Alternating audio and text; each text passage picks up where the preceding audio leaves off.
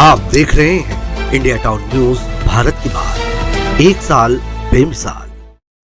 मुंबई में एनसीपी नेता बाबा सिद्दीकी की हत्या के बाद बिहार के पूर्णिया से सांसद पप्पू यादव ने रविवार को कहा कि अगर कानून इजाज़त देता है तो वह 24 घंटे के अंदर गैंगस्टर लॉरेंस बिश्नोई के नेटवर्क को ख़त्म कर देंगे।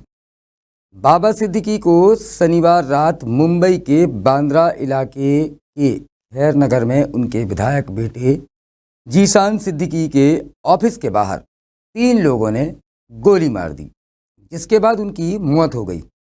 इसके बाद महाराष्ट्र में कानून व्यवस्था पर सवाल उठ रहे हैं। पप्पू यादव ने भी देश और खासकर महाराष्ट्र की कानून व्यवस्था की भी आलोचना की है।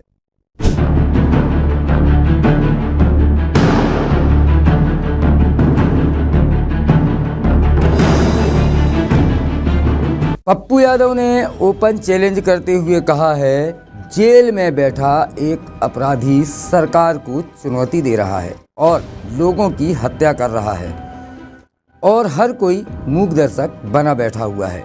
बिश्नोई पंजाबी गायक सिद्धू मूसेवाला और करणी सेना के प्रमुख की हत्या में शामिल था और अब वह एक उद्योगपति सह राजनेता की हत्या में शामिल है। अगर कानून इजाज़त देता है तो मैं यानी पप्पू यादव 24 घंटे के अंदर इस घटिया अपराधी लॉरेंस बिश्नोई के पूरे नेटवर्क को ख़त्म कर दूंगा। बाबा सिद्दीकी की हत्या में कुख्यात गैंगस्टर लॉरेंस बिश्नोई का नाम सामने आ रहा है, लेकिन एक बात जो सिर्फ मुंबई ही नहीं देश भर की पुलिस को परेशान कर रही है, या Lawrence Bishnoi underworld don Dawood Ibrahim बनना चाहता है।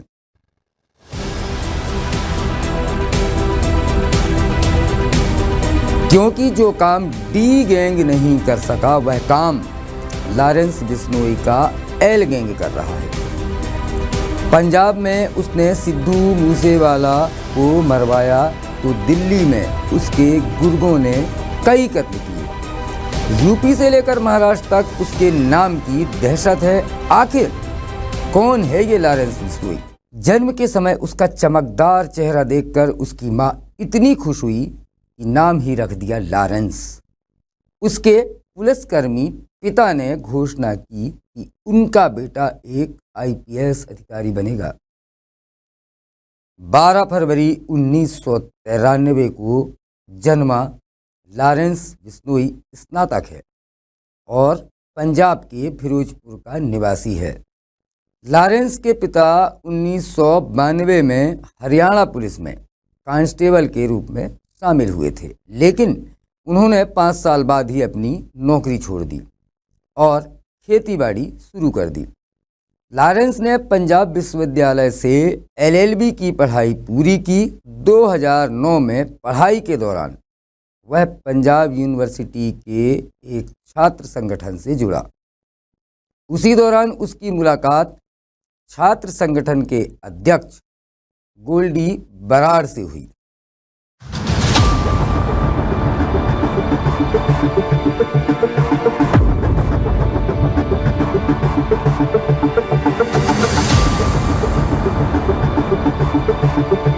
गोल्डी से मिलने और विश्वविद्यालय की छात्र राजनीति में आने के बाद बिश्नोई के कदम अपराध की दुनिया की ओर मुड़ गए। उसने अवैध गतिविधियों में शामिल होना शुरू कर दिया। लगभग 3 दशक बाद लॉरेंस बिश्नोई एक आतंकवादी है, जिसके खिलाफ राष्ट्रीय जांच एजेंसी और दिल्ली पुलिस ने गैर कानूनी गतिविधि रोकथाम अधिनियम के तहत मामला दर्ज किया है। जो लोग उसे करीब से जानते हैं वे उसके गुणों से अच्छी तरह वाकिफ हैं।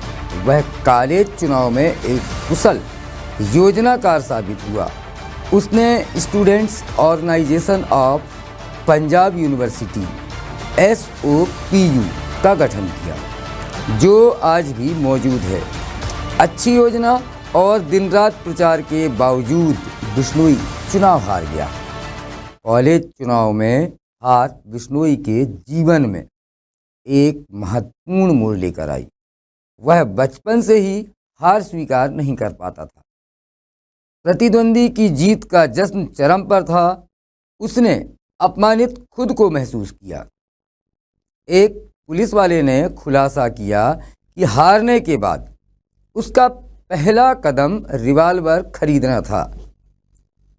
फरवरी 2011 में हाथापाई के दौरान बिश्नोई ने अपनी पिस्तौल निकाल ली और गोलियां चला दी।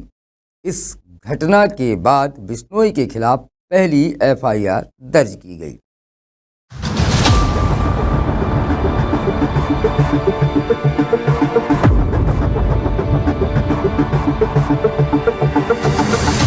इस साल के बिश्नोई ने गैंगस्टर जग्गू भगवानपुरिया और रॉकी फाजिल्का का समर्थन मांगा। युवा लॉरेंस ने अपराध की दुनिया में अपने कदम रखे और उनका साथ घातक हुआ। गुरदासपुर का रहने वाला भगवानपुरिया बिश्नोई और फाजिल्का के लिए एक तरह से गुरु था। उसने न केवल धंधे के गुर सिखाए बल्कि उसे अपने कामों में खुली छूट भी दे दी। बिश्नोई तेजी से आगे बढ़ा और उसने खुद को पंजाब के अपराध जगत में स्थापित कर दिया। लॉरेंस बिश्नोई के गिरोह ने पंजाबी गायक सिद्धू मूसेवाला की हत्या करने का दावा किया था। लॉरेंस वर्तमान में दिल्ली की तिहाड़ जेल में नंबर 8 में उच्च सुरक्षा वाले वार्ड में कैद है। लॉरेंस बिश्नोई के खिलाफ 2 दर्जन आपराधिक मामले हैं, जिनमें हत्या और जबरन वसूली के मामले भी शामिल हैं। हालांकि उसने इन आरोपों से इनकार किया है। बिश्नोई के गिरोह में पेशेवर निशानेबाज शामिल हैं। वे पंजाब, हरियाणा, राजस्थान, दिल्ली और हिमाचल प्रदेश में काम करते हैं और उनका नेटवर्क दुनिया भर में फैला हुआ है।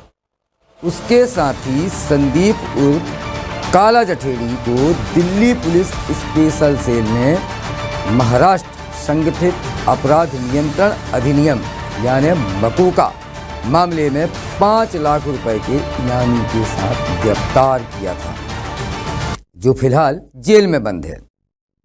कहा जाता है कि उसके गिरोह में 700 से अधिक शूटर्स हैं।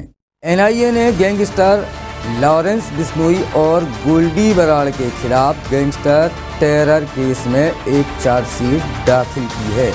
इसमें साफ साफ बताया है कि जिस तरह दाऊद इब्राहिम ने 90 के दशक में गैंग खड़ा किया था, ठीक उसी तरह लॉरेंस बिश्नोई भी टारगेट किलिंग वसूली रैकेट के जरिए साम्राज्य खड़ा कर रहा है। उसके पास 700 से ज़्यादा शूटर्स हैं। इनमें तमाम नाबालिग हैं। लॉरेंस का गैंग 11 राज्यों में और 6 देशों में फैला हुआ है। पंजाब में इसके सबसे ज़्यादा शूटर्स होने की बात कही जा रही है। पिछले साल दिसंबर के आखिर में NIA के सामने देश के नए डॉन गैंगस्टर लॉरेंस ने अपना कबूलनामा दिया था।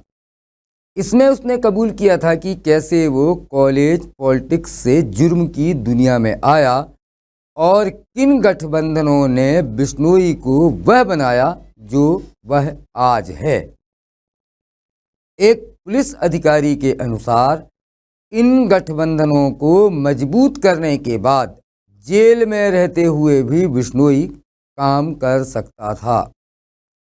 लक्षित हत्याओं यानी टारगेट किलिंग और जबरन वसूली से होने वाले मुनाफे को सभी के साथ साझा किया गया। हालांकि 2014-15 में उसे गिरफ्तार कर लिया गया। हिरासत से भागकर वह नेपाल पहुंच गया और कुछ महीनों के भीतर नाटकीय ढंग से दोबारा गिरफ्तार कर लिया गया। बिश्नोई अपने गिरोह के फायदे के लिए फेसबुक और यूट्यूब का उपयोग करने में अगुआ बन गया। जिम में अपनी तस्वीर से लेकर हिरासत में अदालत के दौरे तक गैंगस्टर ने यह सुनिश्चित किया कि वह सोशल मीडिया पर छा जाए। लाखों व्यूज़ ने उसकी छवि को मजबूत किया और जबरन वसूली की मांग करने में मदद की। पंजाब के एक पुलिसकर्मी ने यह भी कहा है यह देखकर दिल्ली और हरियाणा में गैंगस्टर भी सोशल मीडिया पर सक्रिय हो गए। इसके बाद बिश्नोई ने एक हिट लिस्ट जारी की जिसमें अभिनेता सलमान खान का नाम शामिल था। गैंगस्टर ने पुलिस को बताया कि वह राजस्थान में बिश्नोई समुदाय को श्रद्धांजलि देने के लिए था, क्योंकि अभिनेता ने समुदाय के लिए पवित्र काले हिरण का शिकार किया था। बिश्नोई ने सलमान खान को मारने के लिए नेहरा और अन्य को मुंबई भेजा। बिश्नोई समुदाय काले हिरण प्रजाति को पवित्र मानता है। 2022 की मई में पंजाबी गायक नेता सिद्धू मूसेवाला की हत्या ने बिश्नोई को अंतर्राष्ट्रीय स्तर पर सुर्खियों में ला दिया। बरार ने हत्या की जिम्मेदारी ली। सुरक्षा प्रतिष्ठानों ने आखिरकार बिश्नोई पर तुरंत हमला कर दिया। जेल में उसको मिली खुली छूट खत्म हो गई। एनआईए ने खालिस्तानी समर्थकों के साथ उसके संबंधों और आईएएस के साथ उनके जुड़ाव के आरोपों की जांच शुरू कर दी। लॉरेंस बिश्नोई का जीवन अपराध और हिंसा से भरा रहा है। वह एक साधारण कॉलेज स्टूडेंट से लेकर भारत के सबसे खतरनाक गैंगस्टर के रूप में उभरा है। उसकी कहानी यह दिखाती है कि किस प्रकार एक साधारण इंसान अपराध की दुनिया में जाकर कितना खतरनाक बन सकता है। उसका गिरोह आज भी सक्रिय है और भारतीय कानून व्यवस्था के लिए यह एक बड़ी चुनौती बना हुआ है।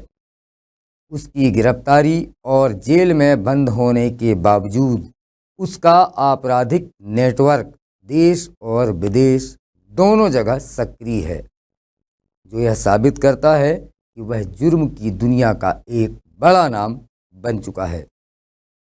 इंडिया टाउन की खास पेशकश में फिलहाल इतना ही। मुझे यानी मयंक तिवारी को दीजिए इजाज़त। और भी नई अपडेट के साथ हम जल्द होते हैं हाजिर। तब तक के लिए नमस्कार।